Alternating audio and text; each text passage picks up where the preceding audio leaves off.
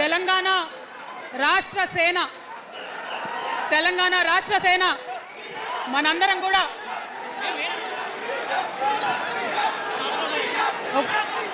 ఒక్కసారి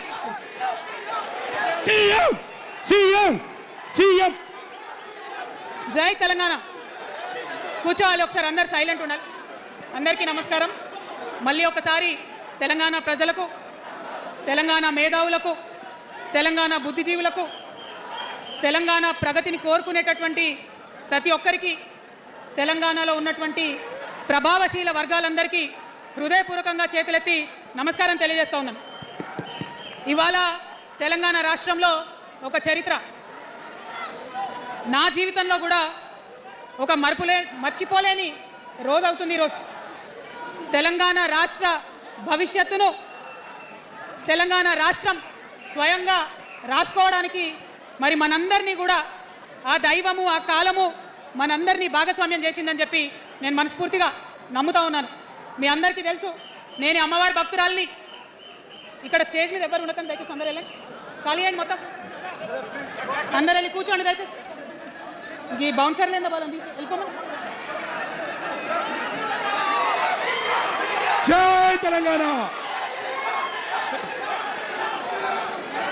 ఇవాళ ఈ సభా ప్రాంగణంలో ఉన్నటువంటి తెలంగాణ ఉద్యమకారులకు, తెలంగాణ అమరవీరుల కుటుంబాలకు, తెలంగాణ ఉద్యమంలో సర్వం కోల్పోయి అనేక రకాల కష్టాలు పడి రాష్ట్రం వస్తే చాలు అనుకొని పిడికిలు బిగించి కొట్లాడినటువంటి ప్రతి ఒక్కరికి, అదేవిధంగా సింగరేణి నుండి పెద్ద ఎత్తున తరలి వచ్చినటువంటి బొగ్గుగని కార్మికులకు, నాకు సింగరేణి చాలా ఇష్టం, కానీ మీకంటే మా ఆడబిడ్డలంటే నాకు ఇంకా ఇష్టం. ఈ సభలో ఉన్నటువంటి మా ఆడబిడ్డలకు ప్రత్యేకంగా నమస్కారం తెలియజేస్తున్నా. అదేవిధంగా అనేక మంది మా జెన్జీ వారియర్స్ వచ్చిండ్రు, మా యూత్ వచ్చిండ్రు, అందరికీ కూడా పేరు పేరున నమస్కారం. ఇవాళ చాలా చాలా చాలా చాలా మంది ఎదురు చూస్తూ ఉన్నారు ఏం జరుగుతుంది ఈ రాష్ట్రంలో అని. ఒక్క మాట మాత్రం నేను నా తెలంగాణ ప్రజలకు చెప్పగలుగుతా. గత 20 ఏళ్లుగా తెలంగాణ ఉద్యమంలో నేను పోషించినటువంటి పాత్ర, తెలంగాణ జాగృతి పోషించినటువంటి పాత్ర మీ అందరికీ తెలిసిందే. తెలంగాణ ఉద్యమంలో ఆడబిడ్డలందరినీ కూడా భాగస్వామ్యం చేయాలని చెప్పి తెలంగాణ జాగృతి నుండి బతుకమ్మను ఎత్తుకొని ఊరు వాడ తిరిగి మా జాగృతి కార్యకర్తలు తెలంగాణ సాంస్కృతిక దీపాన్ని పదిలంగా దాచిపెట్టుకున్నారు. మరి వారు దాచినటువంటి ఆ దీపం ఆనాడు చాలా చీకటిలో, కాలరాత్రిలో కూడా ఒక కాగడాలాగా తెలంగాణ ఉద్యమకారులకు వెలుగునిచ్చింది. మా సింగరేణి గని కార్మికుల చేతిలో కందిలైంది. మొత్తం తెలంగాణ సమాజానికి కూడా ఒక కాంతిరేఖ అయింది. అప్పటి వరకు చాలా మంది మాట్లాడేది, మా స్టూడెంట్స్ అయినా అందరూ కూడా మాట్లాడేది, ఈ ఆంధ్రోళ్లతోని పంచాయతీ అవుతుందక్క, ఏం చెప్పాలి, మా గురించి ఎట్లా చెప్పుకోవాలి, మన సంస్కృతి గురించి ఎట్లా చెప్పుకోవాలని మాట్లాడినప్పుడు బతుకమ్మ వచ్చిన తర్వాత బలం వచ్చింది. బతుకమ్మ పాట వచ్చిన తర్వాత ఇది మా సంస్కృతి, ఇది మా పండుగ, ఇగో గిది తెలంగాణ అని ఎత్తిన ప్రతి బతుకమ్మలో కూడా జై తెలంగాణ జెండా పెట్టి మా ఆడబిడ్డలందరూ కూడా బతుకమ్మ అంటే ఏందో ప్రపంచానికి పునఃపరిచయం చేసుకోవడం జరిగింది. ఏ ఉద్యమానికైనా డెఫినెట్గా భౌగోళిక స్వరూపం ఉంటుంది, శక్తులు ఉంటారు, వ్యక్తులు ఉంటారు, కానీ ఒక సాంస్కృతిక పునాది, సాంస్కృతిక నేపథ్యం ఉన్నప్పుడే ఆ ఉద్యమాలు తుదముత్తాయని చెప్పి అందరం కూడా అనుకుంటాం. తెలంగాణ ఉద్యమానికి బలమైనటువంటి సాంస్కృతిక పునాదినిచ్చి ఆడబిడ్డలందరినీ ఉద్యమంలో జత చేసినటువంటి ఘనత ఇక్కడ ఉండేటటువంటి జాగృతి కార్యకర్తలదేనని నేను ఇవాళ సగర్వంగా ప్రకటిస్తా ఉన్నాను. మరి ఇవాళ మిమ్మల్ని నేను కోరేది ఒకటే, కష్టపడ్డాం, తెలంగాణ తెచ్చుకున్నాం, కానీ మనం కలలు కన్న తెలంగాణ వచ్చి 12 ఏళ్ళైనా ఇంకా కూడా మనకు రాలేదు. ఏమేం కలలతో తెలంగాణ తెచ్చుకున్నామో ఆ కలలన్నీ ఇంకా నిజం కాలేదు. మరి తెలంగాణ ఉద్యమ రథం, ఆనాటి ఉద్యమ రథసారథి కేసీఆర్ గారి నేపథ్యంలో తెలంగాణ ఉద్యమ రథం ఎక్కడో దారి తప్పింది. తెలంగాణ ప్రజల ఆర్తిని అది అర్థం చేసుకోలేకపోయింది. డెఫినెట్గా సామాజిక తెలంగాణ రథచక్రం అనేది విరిగి ముక్కలైపోయింది. ఒక కొత్త రాష్ట్రం వచ్చిన తర్వాత ఏ తరహా అయితే పని జరగాలో, ఏ తరహా అయితే పనులు ప్రారంభించుకోవాలో అవి జరగలేదని చెప్పడానికి ఒక ఇంత బాధపడతా ఉన్నాను. ఆనాడు ఏమనుకున్నాం, తెలంగాణ రాష్ట్రం వస్తే మనందరి బానిస సంఖ్యలు పోతాయి అనుకున్నాం. కానీ రైతులకు బేడీలు పడ్డాయి, ఇసుక దందా మీద ప్రేమతోని నేరెళ్ల దళితులకు దెబ్బలు పడ్డాయి, చావులైనాయి. ఒకరిద్దరు కలిసి మాట్లాడుకోవాలంటే ఎవరి ఫోన్ ఎక్కడ మానిటర్ చేస్తుండ్రో అని భయం, వ్యక్తిగత స్వేచ్ఛ లేదు. దారుణమైనటువంటి నిఘా నీడలో తెలంగాణ అంతా కూడా బతికింది. ఇది వాస్తవం. మనం అనుకున్న కళల తెలంగాణ రాలేదన్నది ముమ్మాటికి వాస్తవం. మరి అటువంటి సందర్భంలో నేను ఇవాళ మీ అందరికీ ఒక మాట చెప్పాలి. ఆనాడు పరిపాలించిన కుటుంబంలో నేను కూడా ఒక భాగం. ఆనాడు పరిపాలించిన కుటుంబంలో ఒక భాగమైనందుకు కొన్ని విషయాలకు నేను సిగ్గుపడతా ఉన్నాను. తెలంగాణ ప్రజల్ని క్షమించమని కూడా కోరుతా ఉన్నాను. కానీ తెలంగాణ సాధించినందుకు మాత్రం చాలా గర్వపడుతున్నాను. నా జన్మ ధన్యమైందని చెప్పి భావిస్తూ ఉన్నాను.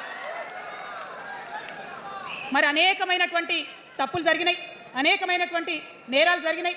అనుకున్నటువంటి తెలంగాణ సాధించుకోలేదు. మరి ఆ తప్పులో ఎక్కడో ఒక దగ్గర నాకు భాగం ఉందని చెప్తున్నప్పుడు మరి కేవలం క్షమాపణ చెప్తే సరిపోతుందా? ఏ తెలంగాణ అయితే కావాలనుకున్నామో, ఏ సామాజిక న్యాయ తెలంగాణ అయితే రావాలని అనుకుంటున్నామో దానికోసం నడుం బిగించి కష్టపడి పని చేయాల్సిన అవసరం కూడా ఉంది. మరి ఇవాళ పని చేయడం కోసమే తెలంగాణ రాష్ట్ర సేన ఇవాళ తెలంగాణ ప్రజల ముందుకు వచ్చింది. రేపటి నుంచి మీరు చూస్తారు మా పని ఎట్లుంటుందో, మా పనితీరు ఎట్లుంటుందో. ఎందుకంటే ఏ పోరాటం చేయాలన్నా, ఏ ప్రజలకు మంచి చేయాలన్నా కేవలం కొట్లాడితే సరిపోదు. దానికి రాజకీయ అధికారం కూడా ఉండాలి. రాజకీయ అధికారం తోడైనప్పుడే ప్రజలకు చేయాలనుకున్న మంచి చేయగలుగుతాం. అందుకే ఇవాళ పార్టీ పెట్టేది. అదర్వైజ్ గత 11 నెలల నుంచి తెలంగాణ జాగృతి చేస్తున్న పోరాటాలు మీరు చూస్తున్నారు. ఎన్ని పోరాటాలు తీసుకున్నాం, ఎన్ని రకాలుగా సక్సెస్ సాధించడం మీరు చూసింది. కానీ ఉట్టి పోరాటాలు సరిపోవు, ఖచ్చితంగా రాజకీయ అధికారం ఉండాలి. దానికోసమే ఇవాళ తెలంగాణ రాష్ట్ర సేన మీ ముందుకు వచ్చిందని చెప్పి నేను సగర్వంగా ప్రకటిస్తూ ఉన్నాను. మరి ఈ పొలిటికల్ పార్టీ ఏదైతే తెలంగాణ ప్రజల కోసం వచ్చిందో అది టెక్నికల్గా అధికారం తెచ్చుకోవడానికి, ఎన్నికల్లో పాల్గొనడానికి డెఫినెట్గా బాగుంటుంది. కానీ దానికి ఒక ఆత్మ ఉండాలి, దానికి ఒక నేపథ్యం ఉండాలి. ఇవాళ బీఆర్ఎస్తో అదే కదా ప్రాబ్లం. టెక్నికల్గా బాగున్నారు, ఎలక్షన్ పోతున్నారు, సీట్లు గెలుస్తున్నారు, కానీ తెలంగాణ ఆత్మను కోల్పోయింది. కాబట్టే ఇవాళ తెలంగాణ రాష్ట్ర సేన వచ్చింది.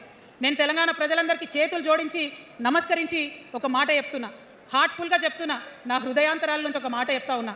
నేను తెలంగాణలో ఉన్న 3.5 కోట్ల మంది తెలంగాణ బిడ్డలందరికీ ఒక అమ్మగా పరిణితి చెందాలనుకుంటున్నా.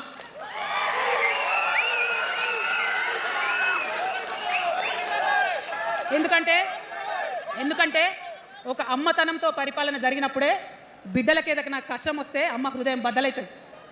అటువంటి దుఃఖంతో పరిపాలన జరిగినప్పుడే, అటువంటి సంవేదనతో పరిపాలన జరిగినప్పుడే, అటువంటి ఆర్తితో పరిపాలన జరిగినప్పుడే రాష్ట్రం ముందుకు పోతుంది, రాష్ట్రంలో ఉన్న ప్రజల కష్టాలు తీరుతాయి.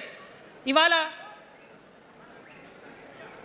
ఎన్నిసార్లు ఎన్ని రకాలుగా ఆలోచన చేసినా మన తెలంగాణ రాష్ట్రంలో అనేక రోజుల నుంచి, అనేక సంవత్సరాల నుంచి ఒక భూస్వామ్య వ్యవస్థ నడిచింది. మనకు తెలుసు. అనేక రకాల పోరాటాలు వచ్చినాయి. సమానత్వం కోసం ప్రయత్నం చేసినాం, పోరాడుతూనే ఉన్నాం. అది రైతాంగ సాయుధ పోరాటం కావచ్చు, ముల్కీ ఉద్యమం 1952 కావచ్చు, 1969లో తెలంగాణ ఉద్యమం కావచ్చు, తర్వాత వచ్చినటువంటి నక్సలైట్ ఉద్యమం కావచ్చు, అనేక సామాజిక ఉద్యమాలు, ఎందరో మంది మహానుభావులు, ప్రొఫెసర్ జయశంకర్ గారి దగ్గర నుంచి మొదలు పెడితే చాక లైలమ్మ గారు, దొడ్డి కొమరయ్య గారు, ఆరుట్ల కమలాదేవి గారు, రావి నారాయణ రెడ్డి గారు, సురవరం ప్రతాప్ రెడ్డి గారు, దాశరథి గారు, కాళోజీ గారు, నక్సలైట్ ఉద్యమంలో గద్దరన్న గారు, గణపతి గారు, మారోజు వీరన్న గారు, సాంబశివుడు గారు, ఇట్లా అనేక మంది పోరాటం చేస్తే అంతో ఇంతో సమానత్వం ఇప్పుడు వచ్చింది. మలిదశ తెలంగాణ ఉద్యమంలో కేసీఆర్ గారు, అట్లానే ప్రాణాలు ఇచ్చినటువంటి ఇషాన్ రెడ్డి గారు, యాదయ్య కావచ్చు, సువర్ణ కావచ్చు, అనేక మంది కొట్లాడితేనే ఇవాళ తెలంగాణ రాష్ట్రం వచ్చింది. వీరికన్నా ముందు మరి మీ అందరికీ తెలుసు, సమ్మక్క సారలమ్మ దగ్గర నుంచి మన దగ్గర సామాజిక ఉద్యమాలు నడిచినాయి. కొమరం భీం కావచ్చు, సమ్మక్క సారయ్య కావచ్చు, సారలమ్మ కావచ్చు, షోయబుల్లా ఖాన్ కావచ్చు, మగ్దు మొయ్యుద్దీన్ కావచ్చు, ఇట్లా అనేక మంది కొట్లాడితే కొంచెం సమానత్వం వచ్చింది. కొండా లక్ష్మణ్ బాపూజీ గారిని తెలుసుకోవాలి, పండుగ సాయన్నని తెలుసుకోవాలి, సర్వాయి సర్దార్ పాపన్న గౌడ్ని తెలుసుకోవాలి. ఇట్లా అనేక మంది కొట్లాడి, పంతు నాయక్ గారు ఉన్నారు. మరి ఇట్లా ఆదివాసీ వీరులు అనేక మంది ఉన్నారు. బియ్యాల జనార్దన్ రావు ఉన్నారు, ఆదివాసీల కోసం కొట్లాడినటువంటి బిడ్డ. వీరందరినీ కూడా వారి స్ఫూర్తిని తీసుకుంటాం. రాజ్యాంగబద్ధంగా రాజకీయ శక్తితోని పోరాటాలు మిళితం చేసి, ప్రజా పోరాటాలు మిళితం చేసి మనం కలలుగానేటటువంటి సామాజిక న్యాయ తెలంగాణను సాధిస్తామని మళ్ళొకసారి సగర్వంగా ప్రకటన చేస్తూ ఉన్నాం. మరి వాళ్ళ తెలంగాణ రాష్ట్ర సేన మీ ముందుకొచ్చిందంటే ఉట్టిగానే రాలే. తెలంగాణలో ఏం జరుగుతుందో ఒకసారి తెలుసుకోవాలి, మనం ఆలోచన చేసుకోవాలి, అర్థం చేసుకోవాలి. ఎన్ని పార్టీలు ఉన్నాయి? 3 పార్టీలు ఉన్నాయి. భారతీయ జనతా పార్టీని తీసుకుందాం. ఆ బీజేపీ అనే పార్టీకి అసలు తెలంగాణ ఏర్పాటే ఇష్టం లేదు, తెలంగాణ ఏర్పాటు అవడమే ఇష్టం లేదు. అందుకే వాళ్ళ అగ్రనాయకత్వం అంతా కూడా ఏం మాట్లాడతారు? తల్లిని చంపినరు, పిల్లని బతికించారని ఒకలంటారు. ఇంకొకరు ఏమంటారు? నిన్ననే ఒక తలకాయ లేని ఎంపీ, మెడకాయ మీద తలకాయనే లేదు ఆయనకు, ఏమన్నాడు ఆ ఎంపీ? ఇండియా పాకిస్తాన్ విడదీసినట్టట, ఆంధ్ర తెలంగాణను విడదీసినట్ట. మరి వాళ్ళ అగ్రనాయకత్వం ఇన్ని మాటలు అంటుంటే మన ప్రాంతంలో ఉన్నటువంటి భారతీయ జనతా పార్టీ బానిస ఎంపీలు ఎవరైతే ఉన్నారో ఒక్క మాట కూడా వాళ్ళు మాట్లాడరు. ఫెడరల్ స్ఫూర్తికి విరుద్ధంగా రాష్ట్రం ఏర్పాటైన తర్వాత 7 మండలాలు మనకి గుంజుకుంటే పార్లమెంట్లో పల్లీకులు ఇస్తారు కానీ ఆ ఎంపీలు ఒక్క మాట కూడా మాట్లాడరు. మనకు 8 రూపాయలు ఇవ్వకపోతే ఆ ఎంపీలు ఒక్క మాట మాట్లాడరు. విభజన హామీలు ఇవ్వకపోతే ఆ బీజేపీ బానిస ఎంపీలు ఒక్క మాట కూడా మాట్లాడరు. అంతేకాకుండా సామాజిక న్యాయం అనేటటువంటి ఒక కాన్సెప్ట్కే బద్ద వ్యతిరేకి భారతీయ జనతా పార్టీ. అందుకే ఏం చేస్తున్నారు? మహిళా బిల్లు అయితే మోసం 2 సార్లు పాస్ చేసిరు, దాన్ని మొత్తానికి పక్కన పెట్టేసింది. బీసీ బిల్లు ఇక్కడికి వెళ్ళి పంపిస్తే దాన్ని తొక్కిపెట్టిండ్రు. కులగణన వేస్తామన్నారు, దాన్ని తొక్కిపెట్టిండ్రు. అత్యంత పేదవాళ్లకు సమాజంలో 2 బుక్కల అన్నం పెట్టేటటువంటి ఉపాధి హామీ పథకం ఉంటే కూడా దాన్ని కూడా మొత్తానికి బంద్ చేసి పెట్టిండ్రు. అయినా కూడా ఈ బీజేపీ బానిస ఎంపీలు ఒక్క మాట కూడా మాట్లాడరు, కనీసం పెదవులు తెరవరు.